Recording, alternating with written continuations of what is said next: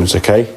So the left-hand one was, again, your before kind of swing. The yellow line there indicates kind of where your hands are going. Your hands now are kind of moving, in effect, towards the golf ball, kind of in this direction on the way back, kind of pushing out in a way, not really turning that much. Your arms are kind of lifting up here now, so you're not really getting much depth with the body, yeah? The club's not getting behind you enough. Now as you start going up here now, there's a lift, not really turn the body, left arm quite high, club laid off. It's now going to be coming back over the top. You'll see the path now in the goal. When you use your hips and unwind, which you discussed off your last lesson, you can see the club when it's coming into that golf ball now, way outside. I mean, that's sort of the shaft there. So the club's coming in from across the ball here.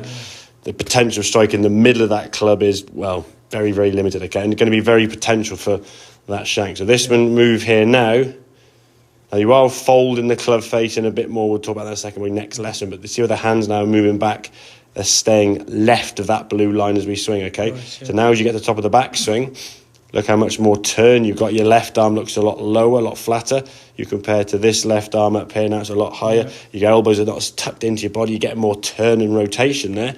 So now when the club then comes back to the golf ball, look at the direction that club is coming from. Now at least the shaft at this point is just onside the golf ball. Nice. You compare that pre-impact spot to that one there. I mean, which one's sort of striking?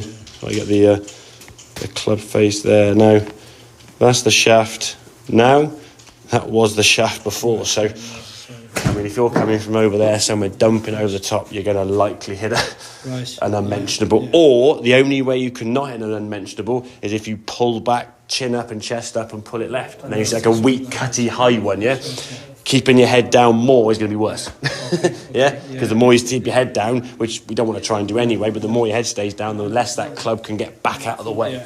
So when that club's getting over the top and struggling, you're going to make it really, really difficult, okay? So the feeling for you, work on this technique now, just practice at home. You can put a club on the ground, put a club on the ground, on line with your toes there, and just make takeaways there where you're turning your body. Another one you can do is put the club up your sort of side of your body there, so you see the club, and just make turns there. Try and do that a couple of times looking, and a couple of times where you don't look. So you're looking down here where the ball would be, okay? So your arms are normal grip down here, okay?